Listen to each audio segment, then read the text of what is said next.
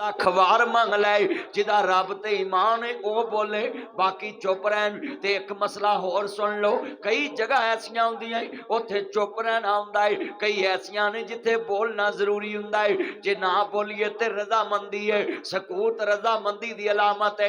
इत्थे सब ने गवाही पानी, जदों मैं कवां कि मेरे रब दे दरबार चों एक वारा छड़ के ते तुसा कहना लख वार मंग लै, ताकि बेनियाज नूं पता लगे मेरे ते हम्मे वाले ही बैठे ने। अच्छा भी जिन्होंने अल्लाह ते हम्मा जरा हाथ खड़े करो, हाँ जरा मैनू पता लगे। बल्ले बल्ले बल्ले बल्ले ते सारे हम्मे वाले बैठे। अल्लाह ते बड़ा हम्मा तानू, ते फिर बेनियाज ने खाली नहीं मोड़ना। हुण मैं जदों शेर पढ़ा ते जनाब सड़कों पार बात जावे ते पता लगे बेनियाज ने जुबान दिती है, ते ओदे वास्ते बोलीए, ओदे खजानियां विच नहीं कमी आउंदी,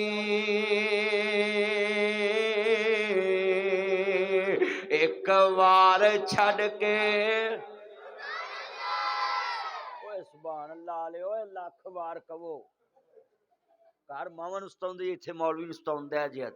सारे पढ़ना लै भी मैं लख वार तुहाडे को घवाउणा है, ताकि बेनियाज अज तुहाडीआं झोलियां भर के कले। ओदे खजानियां विच नहीं कमी। कुर्सी वालियां नूं मैं माफी